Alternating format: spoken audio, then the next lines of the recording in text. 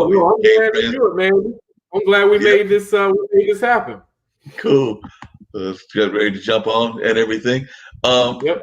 this is a special edition. I had one earlier today of the online dinner party with Mark Lee. As Zack doesn't know, I've actually got three programs that I'm doing here on IBM.TV, which is a brainchild of Nick Palvado and a young lady named Kim Calhoun. And they created this kind of like podcasting network that incorporates regular standard podcasting and audio podcasting along with the video component. So they've got this network with all kinds of great programming and things of that nature. So we started with the radio show with Mark Lee, and then we went to two other shows that they've given me now as well, Mullins Music and Memories, which air both of those first two air on Mondays. And then on Wednesdays, we usually have the online dinner party with Mark Lee, and then we've got special editions. So, like I said, I had a special edition Nice. earlier today with Sandy Darity, who I know Zach knows as being a proponent of reparations and things That's of right. that nature. But now we've got Zach on. I've known Zach for a while. He's been involved in politics and been involved in community activism and things of that nature. We've seen each other over the Haiti Heritage Center, which unfortunately, like so many of the cultural arts centers around the country, have been shut down by the virus. And we're doing virtual events with my program director, Q. And of course, Angela is running great programming and things of that nature to keep us afloat. But at the same time, it's not the same of having our full staff and things of that nature. And I know a number of people are struggling. Actually, even which was a surprising fact, I shouldn't have been surprised, but the amount of folks that have been closed down in our Black business community, both here Oh, in the absolutely. state and nationally, Absolutely. is just devastating, according to what Absolutely. Sandy was saying on our show about reparations. So, I mean, this whole Mhm. thing is definitely going to create, in my mind, a depression, and could even be creating a worse than a depression in our That's right. African American and minority community. So, Zach, one, glad that you could join me. Glad to see a good Thanks friend for here having me. having this conversation. So, what are some of the things that folks may not know about you? And also, if you would talk a little bit about what are some of the things that you've learned now that you've had this representative office? And by the way, Yeah, I was just yeah, amazed yeah. that you stepped into some amazing shoes. We know that we lost a great legend in the sense of losing John Lewis recently, but you know, you stepped into the foot of Floyd McKissick Jr. And of course, his father was Floyd McKissick Sr. So definitely you are stepping into some powerful Yeah. shoes as well. So just talk a little bit to the folks that are watching. We got listeners from around the world. I know one of my producers, Ankit, is out of India. We got people out of South Africa and throughout. So, but of course, we do like to have Absolutely. our folks from Durham and North Carolina. So just share Well, with folks a little bit about yourself. let me first welcome them to Durham, which is really really important to me. I rep that place no matter where I go. If you can make it in Durham, you can make it anywhere. And a fun fact before I start is that you talked about John Lewis, who had a historic career. May he rest in peace. A personal friend of mine is his successor. And so we're about the same age. We got involved in Young Democrats, and our histories, our political histories, have mirrored each other. And so I'm so proud of her, and to know the person that's going to carry on his legacy, similar to what I was faced with when carrying on the legacy for Representative Mashal. And really proud of that legacy, because that's a strong Durham and North Carolina legacy. A few things, things that people may not know. A lot of people don't realize I've lived here for 20 years. And I got active that first year. And so some people, when they look back, they're like, oh my God, we met in 2001. Or, we met and sometimes it's like, well, Zach, I don't even know where I met you, but I know I've known you all this time in different spaces. Quick things is, father of three boys, two little ones, they have autism. My wife Tracy and I, live in Durham and East Durham. I am a proud graduate of North Carolina Central University, go Eagles, Elizabeth City State University as well. Also, I work in development, fundraising, alumni engagement, which is part of my passion. I am someone who has worked almost on every level, presidential, locally, I was a field director for David Price for a long time. I worked in the corporate and nonprofit space. And and I originally grew up in Eastern North Carolina, in a really small town of about 800 people. I graduated with about 39 of them, and moved here and had the opportunity to get engaged, and it was a paradise. You had Black elected leaders with a history of knowing who they are and what their rights were and how they could shape the world. And that's all I needed. And since I've had the opportunity of having both sort of state and national and local experience, going into the legislature, for me it was a little different because I was when I started working for David Price, I had also helped to co-found the Minority Caucus for the Young Democrats of North Carolina, so we could bring more people into the fold. I was on the convention floor when that young senator from Illinois gave his speech, and you knew that night he was going to be president of the United States. But at the same time, we were working to make sure that we could keep Democrats, in my opinion, my side of the aisle, elected, and good, just people who believed in good government. And so I had a chance to meet a lot of people back in those early days, 15, 20 years ago, that have now all come back, and now they're working for their governors, they're working for presidentials, they're working and running for office and being elected themselves. And so while we were working to do and get all those people elected and get those good policy things passed, like the ACA, which I had the opportunity to work on. I worked for the Obama outfit here for a couple months during the passage of the ACA. And so when I got to the General Assembly, we had worked up to 2010 trying to get all this stuff going. And then in 2010, Republicans took over the General Assembly. And so then when I came back and was a state officer and started, making sure that we kept getting, kept organizing and kept making sure that we were working really hard to get back in power, it meant a lot to be in the seat where you could help finally continue to shape that policy. And so it's really personal to me because in Durham, we have shades of liberalism, Right. But when you're in the General Assembly, it is that person on the other side of the aisle, even though I may like them, they have a very different view of the world. And it is opposed to, in many ways, public health and safety, like we see now with, the COVID-19 pandemic. They don't seem sensitive to the way that police and communities of color engage and interact. They don't seem to understand the health impacts on communities of color. And it's about politics more than it is about people. And so I'm here to finish the job that we started a long time ago. We got Governor Cooper back. We broke the supermajority, and now it's time for us to take the majority and do the things that that just makes sense for people. And I'm from Durham, go there to represent my people. But what Durham wants is what's best for North Carolina. Does that make sense?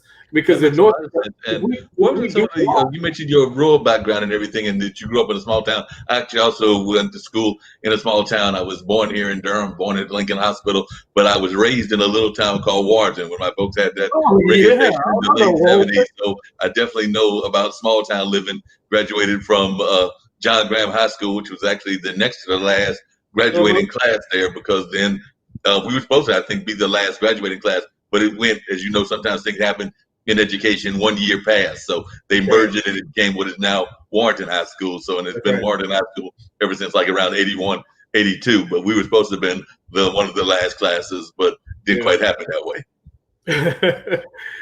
And so I think it's, and I didn't know you from Warrenton. That's that means the McKissicks and all that stuff from way back when. And what really is at stake, for me is making sure that North Carolina, if we do right by all the things that I mentioned, that immediately helps people of color, and that's and when you're looking at something, like we're looking at Black Lives Matter now. So people will say to you, well, all lives matter. Well, that's true. We all know that.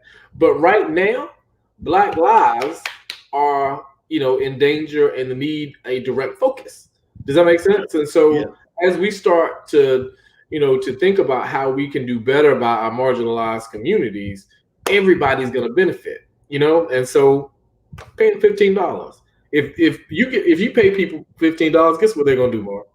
Yeah, They're they're going going to to go. do better. They're going to spend some of that money in our economy, which we know we Yeah, need to have more of our money spent in our economy. And two, they're going to do better with themselves. They'll be able to pay their rent at a regular rate if they're getting kind of good wages. They'll be able to have food on the table, things of that nature. So definitely, that's what a lot of things are needed. I was actually surprised at some of the reactions folks have had against, you mentioned Governor Cooper, against some of the things Governor Cooper is even doing with what's going on with the pandemic. I think that he's done a great job and things of that nature. I had no problem with us staying in phase 2, which I know we're in now for another 5 weeks. But I do know that there are folks that have been complaining about that. They've been complaining that it's going too slow or that it's not being opened fast enough. I guess that's the best way to put it, that it's not yeah, being opened yeah. fast enough. And to me, that makes no sense. But I was just wondering, for those that are watching that might be on that side of the aisle, what is your argument that we're going at the right pace, or that, if anything, we need to be Yeah. more cautious? Yeah, no. And the thing about it is my heart goes out to anyone who owns a business, bar, gym, a restaurant that's struggling, something that, you didn't, you woke up one day and all of a sudden this pandemic hit and no one knew how to interact or engage it. And they ended up, being a part of an economy, much like the hotel industry, where you know what you bring a lot of people together, and that's your business model. But when you're talking about a public health pandemic, we can't afford, from a health perspective, to allow those things to be open, because we want to stop the spread. And we've been doing a decent job in North Carolina. If you look at North Carolina compared to other southern states, and especially a lot of those states who went ahead and tried to reopen, they had to end up retracting, right? And that's not where you want to be. And so Governor Cooper, you talk about trial by fire. I mean, he really has been a steady, incredible hand, and he's thinking about these people. And I understand, everybody understands it. But if a student that is not alive cannot go to school, a person who doesn't have their health cannot go to work, right? And so though it hurts, we're going to have to stay in phase 2 a little bit longer. But what I will say to those people is, while states are having to make this tough decision, where we need to be focusing is in Washington, D.C. We do not have, Mark, we do not have a plan we don't have a national testing plan.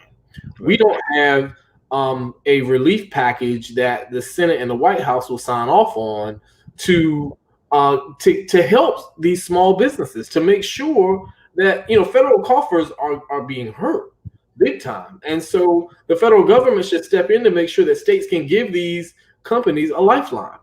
We're trying to do what's best for everybody, but the federal government has, I think, failed us in not preparing on the upfront in the beginning to understand it and to put together a comprehensive plan, and then not providing enough resources. You can't starve. This isn't a cold. What is it? Starve a cold. All that sort of stuff. You don't do that. You just don't do that. People's livelihoods are on the line, just like these business owners.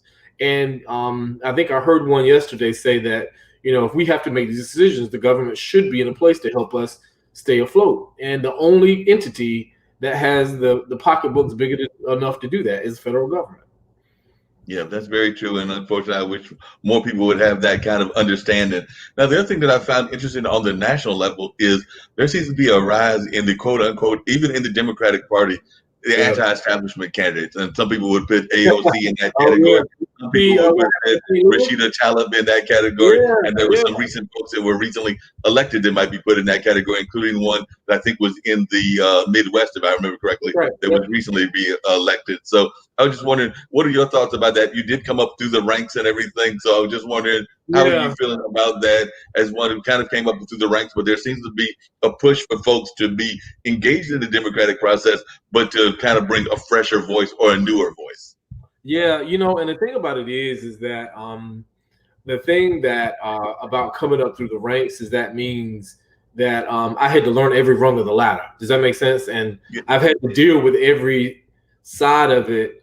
Even when you're talking about like this new, and Durham has seen a shift in the last 5 years. I know you've seen this locally, a shift in its politics and the way people organize, and even the spectrum. When you talk about center or left and far left, and so we've had those iterations, and I think that coming up for me has allowed me to engage and navigate all of them.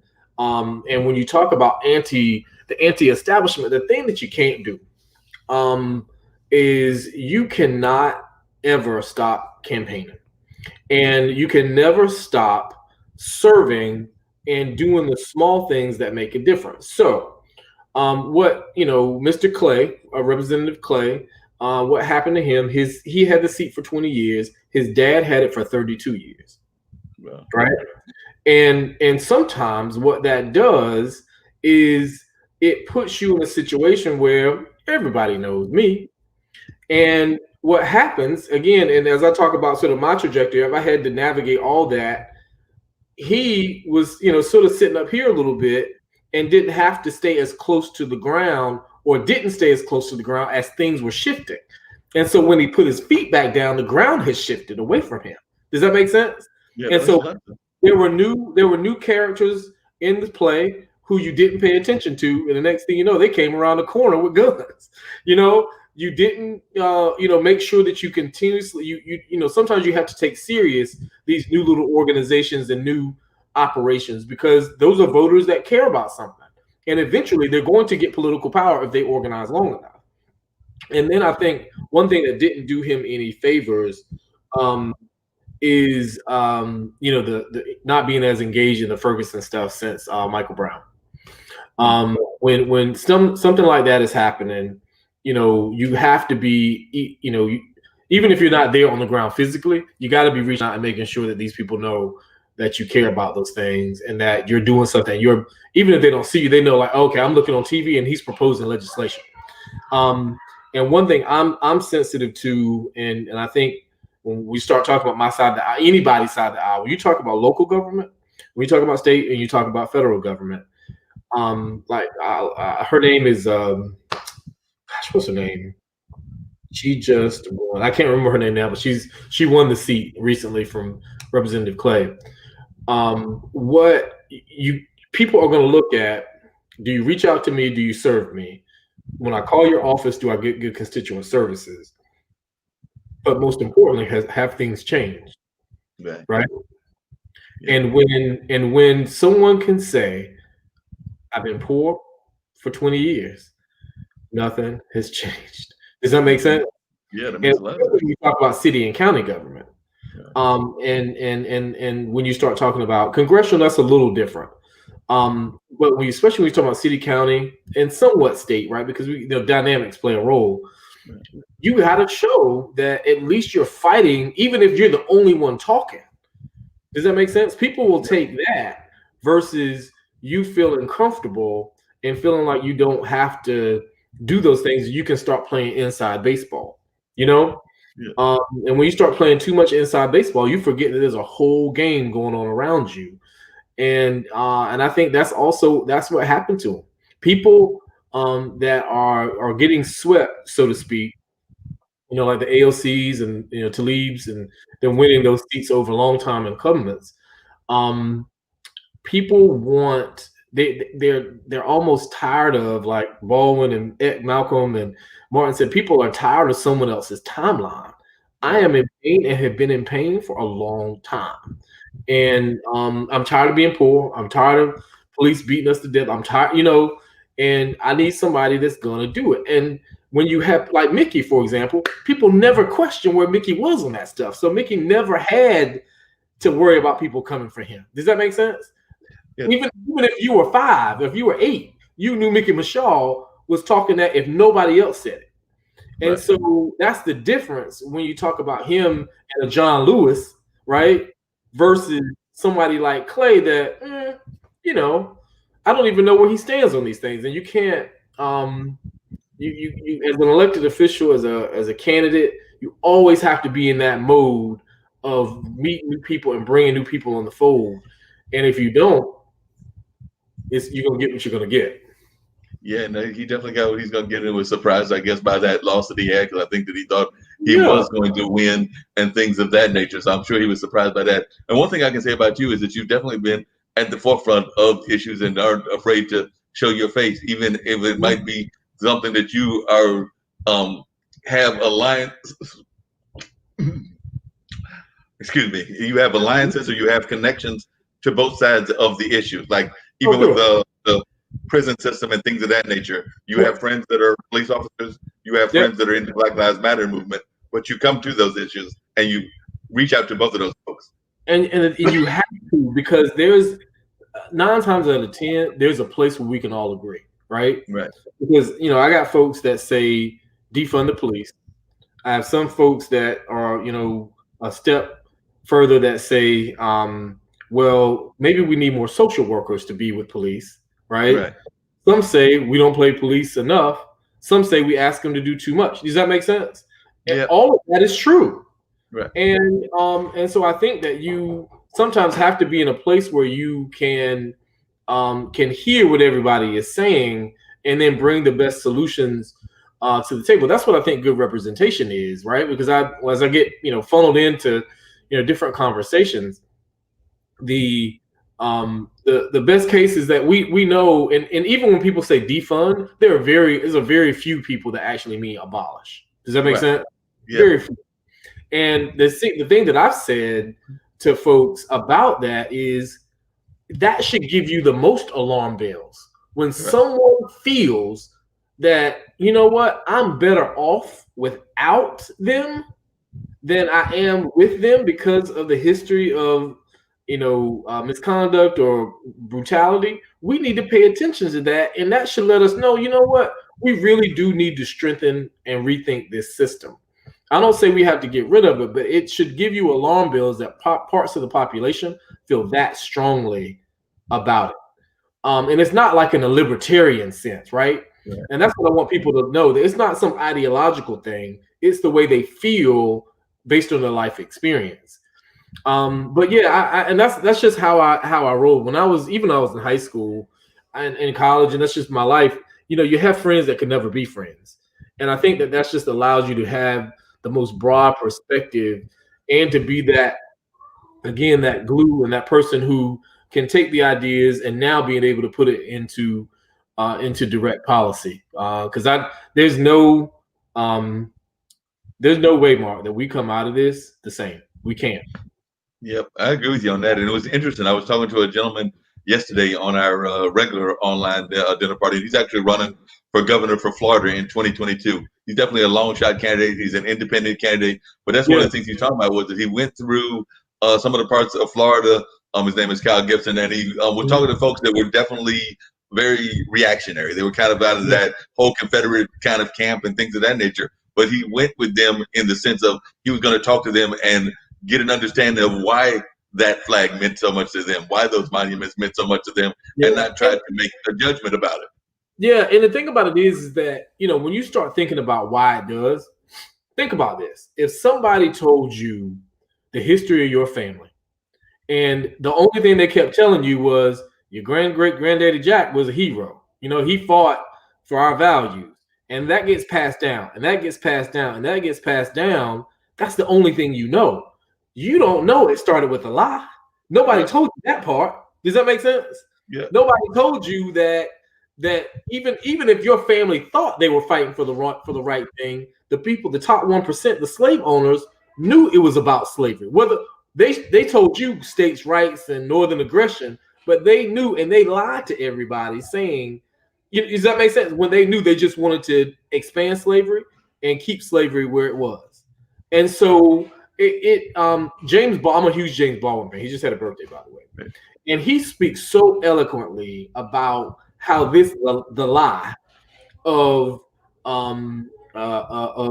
slavery and post slavery going into Reconstruction, and how that lie about that original sin has just deteriorated our country. And we're getting closer every day to mending that. We got a long way to go, but the lie has just hurt folks that, especially those who believe in the Confederacy and those, and it's really hurt whiteness overall, because you got to ask yourself, even apart from that, you got to ask yourself, why did they need slaves? Why couldn't they do their own work, right? Secondly, why do you need the Negro? Why do you need someone to look down on, right? Why was there racial codes? If a man is equal and a man should be able to make his own way, that means you should look back and say, well, why did they have black codes? Why did they beat John Lewis on the bridge? Why did they not have them? You see what I'm saying? You have to look at those events and see how it has propped up whiteness. And no, you didn't do it. You didn't. But at the same time, it's okay for me to look back and say, you know what? I did love the history of my family and all that, but it's a part of my history, but they were wrong. Right. And the thing is that the pain of being able to confront that it's easier to hang on to hate than it is to wrangle with the truth. Right.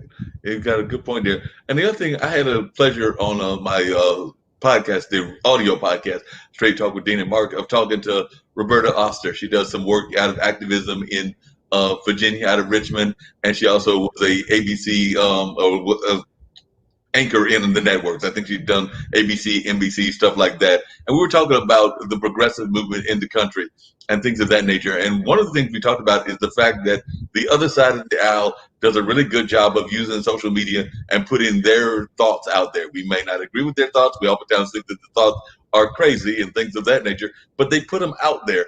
I don't know that we do a good enough job of that. So one of the things I know you've done is you've definitely had these conversations on a regular basis. I saw that you did one with one of your fellow people in the house and everything. You've done it with a lot of different kind of folks. So that's one of the ways that you counter it. So I must give you kudos for doing that and say that you've done a good job of that. But as an overall whole, I think the progressive movement has not done a good enough job of that. Why do you think that is, and what can we do to address that? Yeah, you know what? That true words have never been spoken, and the conservative movement has done a couple things right. They hear a message and they repeat it ad nauseum, right? They adapt the message and they get behind it. It ain't a whole lot of nuance, right? I mean, and on the progressive side, oh, it's nuance. We got to fight about what shade of color, what shade of purple, And they're like, oh, it's purple? Great, done. And I think that sort of lockstep mentality with the simple, and the other thing is they made the messages simple. They're multi-layered now, don't get me wrong, but they're simple in the outset. And that makes a difference. And I think that they understand the implications, not only the emotional, which Donald Trump exploited, but they also understand the things that that some of their voters want, and I think we have done that better and better. But absent a charismatic speaker, they are able to weather through the storm, and they've done that since Nixon. Does that make sense? Yeah. Nixon had the Southern strategy. Nixon had this ran into Reagan. With the welfare queen, the tough on crime, all these things have led them to a point where their folks internalize it. And I think for us to counter it, to be completely honest, is we're going to first have to get out of our own way. Secondly, we're going to have to reconnect, with, I think, people that we've lost. In the way you do that, you talk about bread and butter issues. And when you start talking about folks that are the most loyal, you show your loyalty to those who are the most loyal by making sure that they hear the policy in a way that's going to impact their lives. So, for example, if I'm worried about my health care, if I'm worried about my the disparities that are impacting my community, then I need to see policies that specifically say this is going to help Black and brown communities. Does that make sense? And there's no harm in that. It's being clear. when you're talking to progressive voters, they may care about more social issues. Talk to them about that. When if you're talking to more people like funny enough, people in different parts of the state, and even in Appalachia, a lot of those people vote internally Democrat. Kentucky has a Democratic mayor. I mean, a Democratic governor. West Virginia has a Democratic senator.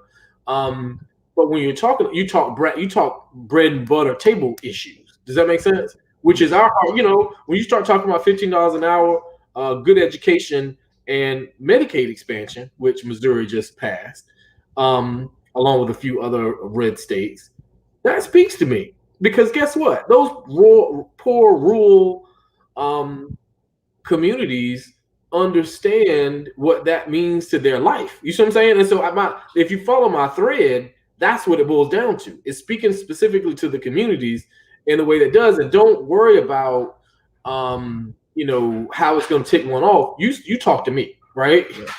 It needs to be one-on-one. And I think the other thing that that we, and it has to be tailored, which means we're going to have to get out of this nationalized way of thinking through our progressive movement.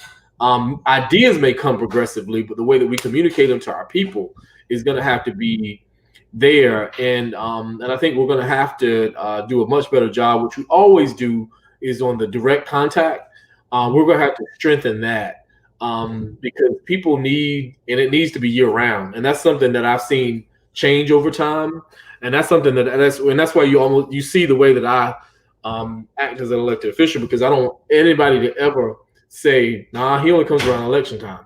I'd never forget hearing that in 2004. And I said, if I ever got into a place, I would not be that kind of person. And so I think that that's really what they have to do is, you break it down, you make it simple, and you tie the policy directly to their lives. Don't try to get into all this nuanced talk about, the world and, and all that stuff. People that need it now. Does that make sense? They don't have time for that to talk them to death. Yeah, that makes a lot of sense. What was it like in your mind following in that legacy of Representative Mashal and things of that nature? What does it mean to, I think you still have regular conversations when you can with Representative Mashal, but definitely, what does that mean to be following his legacy, and what kind of role does he play even in your career now that you're sitting in the seat that he held for so long? Yeah, he's the ultimate roadmap. Because the thing that you have to do is when you think about, what you're not hearing, right? What voices are not being at the table, what issues are not being raised, his, guidance is along the lines that he said it the other day when I said, well, what would you say to these new protesters? He said, the hottest places in hell are reserved for those who sit in a neutral place in the face of a moral crisis. And you see what I'm saying? And so he never wavers on, if there's something that you see that's wrong, you have to say something. And I think that, that has sort of led me to, I'm working across the aisle, right? Of course. But when it comes to the things that I'm not going to budge on, people know I'm not, he and I have in common education, right?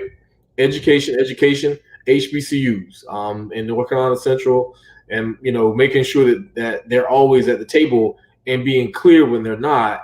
The other thing is voting rights. That's a legacy that from him specifically that I had in my gut. But when you walk into his, you get that honestly, and you want to lead on it because every people having the access to the franchise is the equalizer. And so when you have somebody that directly fought for it alongside John Lewis and King, and believes that you can carry that thing forward. That's probably where I've had the most success in the General Assembly so far, is in voting rights, and being involved and engaged in that conversation. So not his direct and his indirect have led, but he's always open to my calls and having a conversation, just because they're, one thing I learned when I got there is Mickey, we know Mickey was a big deal, but when you go to the General Assembly, you realize, no, Mickey was a big deal. I'll never forget my first appropriations meeting, and which he was senior appropriations chair. And I looked around the room and I had the budget in my hand. And I was like, Mickey, you were over all this? And he was like, yeah, that was all me, man. $24 billion budget. I was like, man. Wow. And when you think about that, it humbles you, because then it gives you, whew, boy, I got a long way to go, but it lets you know that you have a resource that many people don't have. I gave him he came to my office when I first got elected, and I made sure I got an extra budget for him. Mhm. He over the phone, talked me through different things, what to look for. But then when you put it in his hands, it was like an old ball player. I mean, it just fit. He knew exactly what to do, exactly where to go, exactly how to maneuver it, and could tell you what they did and didn't do, just by picking it up. And so I'm inspired by him, man. And I think that it's for me. I think some people are a little overwhelmed by something like that, and I think of course we all are at times, but it's such a roadmap for someone who didn't have to live this life, who decided and stuck to live this life so they can help a lot of other people. And I don't, my journey and his will be completely different, right? And as he told me, and as others have as well, and as that's the way I approach it. I'm going to have my own journey, and there are going to be a lot of overlaps with me and Nikki, right? But the thing that will remain true is that we're going to represent Durham. We're going to stick up for those things that we absolutely believe in, and we're going to speak truth. Because again, like him, I could live a different life with, as it relates to being a little bit more middle of the road. But as he said, in the face of crises, somebody's gotta say something. Somebody's gotta call out and have these conversations with corporations about, how are you spending money with Black folks? How are you hiring? What is your pipeline?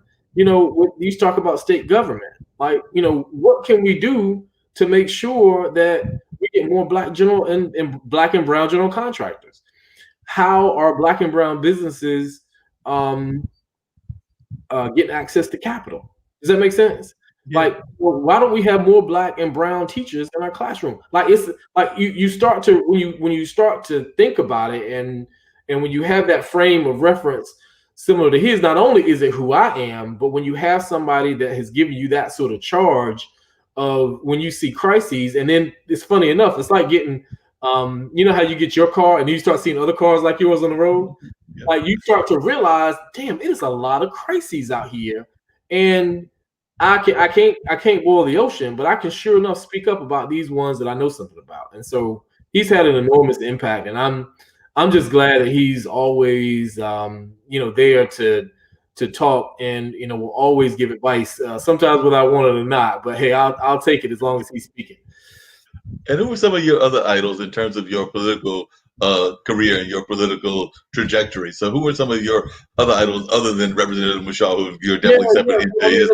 I'm glad you said that, because one of the things is that we've known each other for about 10 or 12 years. But when I got started, I mean, it's a host of people. My first start with my grandmother. My grandmother, she served on the school board for a short time. After she taught for 30 years, and served on the school board for a short amount of time. And she was always, and I didn't know what that meant when I was in high school. But what I always knew is that she was always out. She was always helping people, right? She was always in the mix, trying to make things happen. And then of course, inspired my mother and dad. They were separate, but still had equal good impact. I had my first interaction with a Black male professional. I was probably about ninth grade. He made a huge difference in my life, and made sure that all right, this is where I want to go. I'll figure the rest out later. I had especially in politics, folks all around: Brad Thompson, people that used to work for Hunt, old school elected officials, Ralph Camp, those kinds of people that when I was doing the stuff statewide, it was me and another guy moving around, and they were kind enough to speak to me. Judge Wynn, who's on the Fourth Circuit. Right. Now, little old ladies from different parts of the state who just invite me out to speak. And these were black, white, purple, and brown. But one person that was huge in my transition from here to there, even more so than Representative Michaud, was Representative Hall, Secretary Hall. Yeah. I ran his first campaign for State House in 2006, and we stayed close ever since then. And I mean, I helped him, he helped me. We, let me know how the General Assembly was. He made that initial real connection with Mickey, and making that that possibility for us to really think about what my transition plan was. And of course, it's all Mickey's decision, right? I didn't even know when he was going to announce that he was retiring, but Mickey, Larry was really there to make sure that that he guided me so that I could be ready when it was time.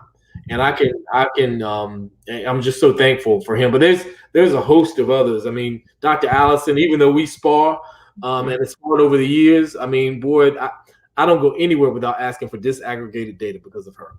And I understand, all the stuff that she, was trying to get across all those years. So it's a host of people that have all made a difference. I think, the biggest one for the last, again, 10 years or so, almost 8 to 10 was Mickey. But there were so many that poured into me and made sure that I got to the right place to keep my nose clean, and I'm able to do this work.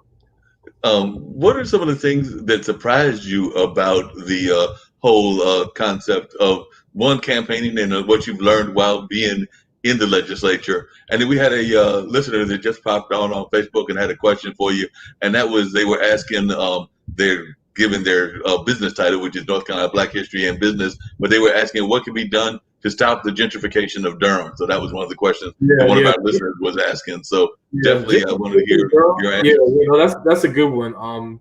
And I think the best answer to that is the fact that we need to make sure that we realize that the city needs to say there will be no bad neighborhoods, right? They need to establish that and say that.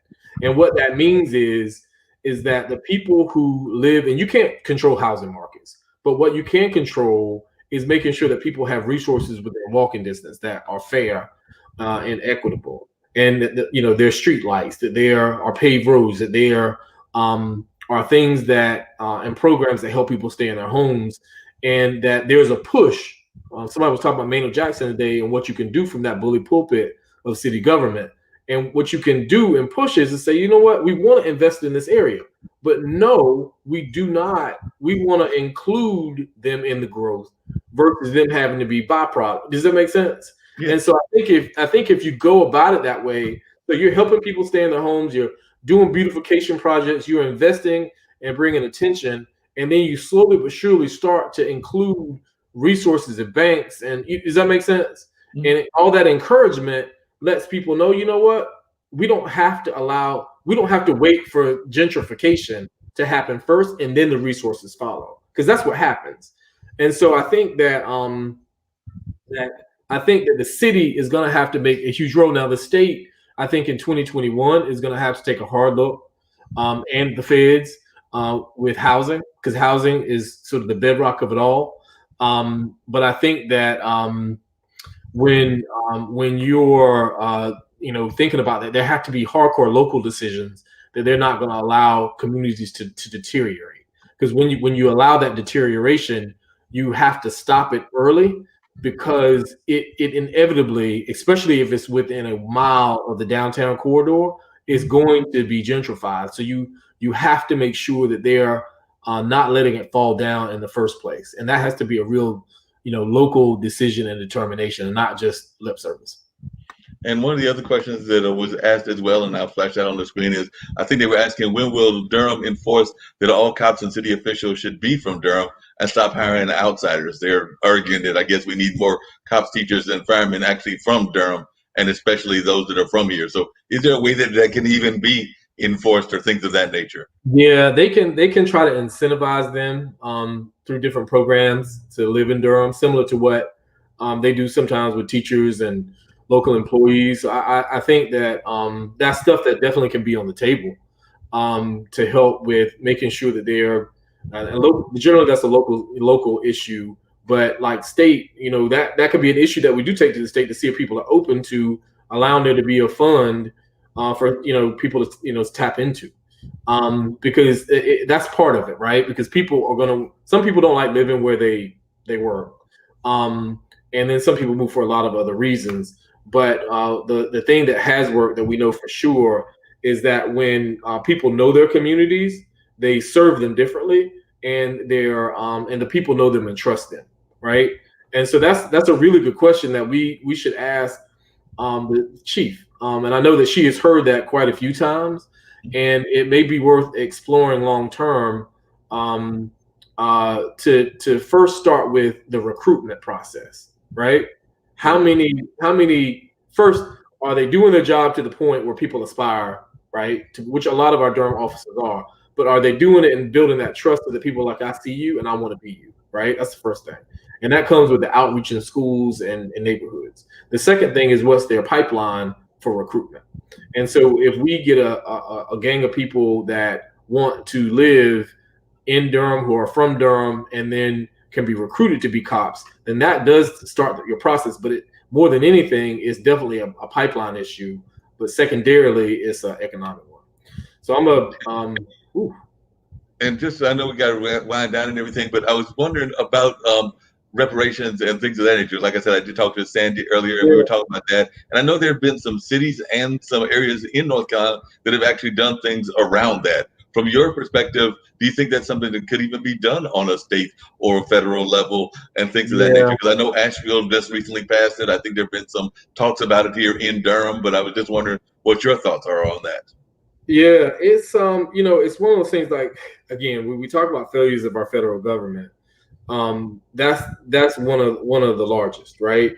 Is that they can establish nationwide what a repayment looks like to those who have been impacted by racial discrimination, slavery, you name it, right? And suppression, redlining, all of it. And so that's first where it starts.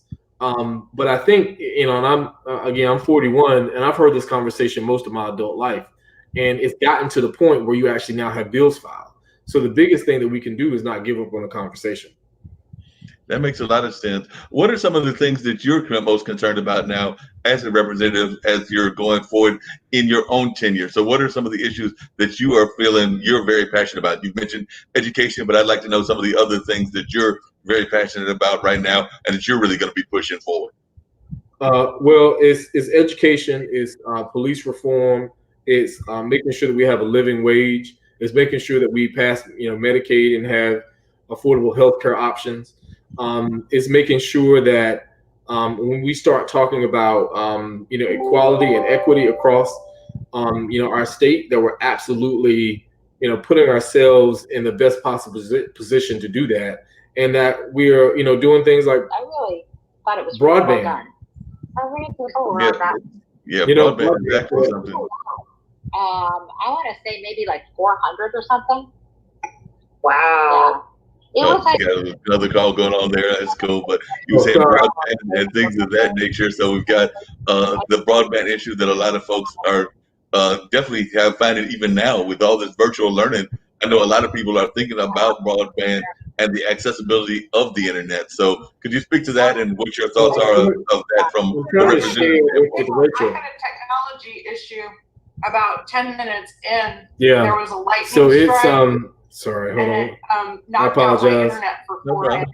My work call. I have to admit, I'm leading it. So, but yeah, I think that it's broadband has shown all the things that we hold dear have been exposed, and we need to do the work. So I've enjoyed the conversation. I'm gonna hop off to work, but I let's do understand. this I'm just so glad that I was able to get this conversation with you. It was a very powerful conversation. I think a lot of folks learned about you and some of the issues that you are concerned about Rachel, are and you things able of that to, nature. So I definitely greatly appreciate you being on, and we'll have to get you back on again in another I'm sorry, I session didn't mean and to things interrupt the of that conversation. I nature. just want But to make sure, I do Rachel, want to thank you she's for still in the back being end. I on want the to show, appreciate and Aaron. look forward to having you Bye, back on everybody. again in the very near future. So we're gonna let Zack get back to his work and everything in his conference call with his coworkers and things of that nature. But Zack, I do want to thank you for being on the show and giving us some insight into your career path and to your inspirations, the people that you are very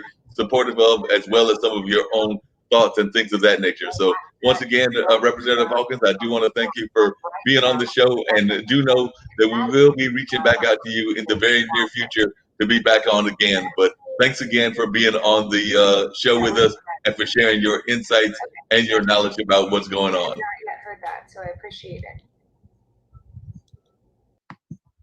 Once again, that was Representative Hawkins on, and I definitely want to thank him for joining us in the conversation. And it was a great conversation. I think that you learned a lot about his views on a variety of issues, and some issues that folks are very much concerned about in this day and time. So we learned about how he feels that progressive leadership is doing in the country and around the state here of North Carolina. He definitely is a proud supporter of Durham, North Carolina, and definitely enjoys being here in our area. So I definitely want to thank him for joining us here and for this great conversation that we had.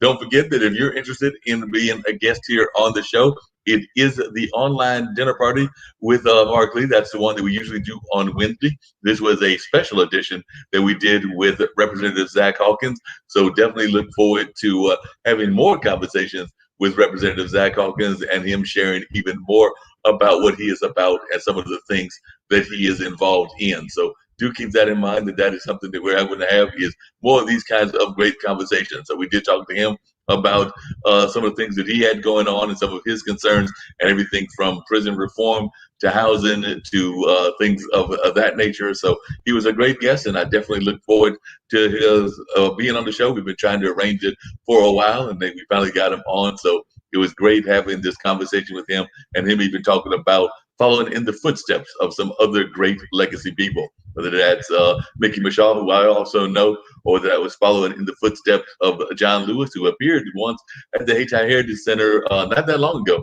And I was actually had the privilege of being there when he made that appearance. So definitely want to thank Representative Hawkins for joining us on this particular special edition of the online dinner party. Don't forget that we have all kinds of great programming on a regular basis. So on Friday, we'll have Financial Friday. That'll be coming your way on this Friday on IBM.TV. And on Saturday, we have two great shows. We have Plant a Seed with Tish, and she definitely does some great conversations about ways that we can develop and treat ourselves. And, it's a very holistic kind of approach to her living and things. So she's had a person that talked about the warrior spirit. She's had like some folks that come out of like that mindfulness kind of background and things of that nature. So it was a very rich discussion that we've had in the past on her show, and I'm expecting another rich discussion on this coming Saturday on her show at 1 o'clock.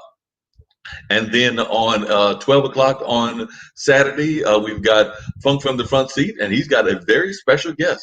That's right, Patty Collins, Bootsy Collins' wife, who is involved with him on a number of things, will be at that show. So definitely do not miss that particular episode. That is Patty Collins will be making a appearance, and I'm looking forward to that. I know that a lot of the production team will be there, and we'll be definitely watching Zack as he does his thing, and it should be an amazing show. So we're looking forward to that. And then, of course, we've got the other show that he does on Sunday at noon. So that is Funk with Zack. So we're looking forward to his being having some other amazing guests on that show, because he's had some great conversations about the music industry, about funk music in particular, and about a number of other things. So definitely we are looking forward to that particular conversation, and we want you to join us at IBM.TV when that happens. It should be some great conversation and a great discussion. So definitely do keep that in mind, that there are some amazing guests that happen here on a regular basis. So I do want to thank folks like Oman Checkmate Hudson for joining us, or Oren Checkmate Hudson, and Veronica James, because I do see that they popped in and were giving their thumbs up to this great program and the conversation that we were having. And I also want to thank the folks from Facebook at North Carolina Black History and Business for asking their questions and showing their questions during the course of this show. So that being said, I'm going to wrap up this show. Usually it run with the full version of the online dinner party. Can run anywhere from 2 to 3 hours. But these special editions, they're quicker and they're a lot less time. So I know the one we did earlier today was about an hour and 5 minutes or so. And this will end at just under an hour. So I do want to thank folks that have been watching, for tuning in and for joining in our conversation. Once again, I do want to remind people that if they've got guests that they would like to be on, or if they'd like to be a guest themselves, they can reach me at bluesradio@gmail.com. That's bluesradio@gmail.com. And of course, they can go back on Facebook Live. They can go back, I believe, on Twitter, and they can definitely go back on YouTube and catch replays of these particular programs. So definitely do keep that in mind. If you would like to be a guest, or if you're interested in being a guest, or you have things that you would like to share, whether that's being an entrepreneur, whether that's being an activist, whether that's being somebody in those realms, or whether that's just being folks that have got different passions that you would like to share, then yes, we are open to having those conversations. So that being said, I'm going to pop on out of here and talking, let y'all see the little bit of the logo, which is a group of folks having basically a dinner party. And then I will hit the end broadcast, and that is how we will wrap up this particular show. So once again, I want to thank folks for joining us in this particular edition, a special edition of the online dinner party with Mark Lee. And we had a conversation with Representative Zack Hawkins. So like I said, I've had the pleasure of meeting him and getting to know him. So this being said, I'm getting ready to pop off and show you that picture and then hit the end broadcast.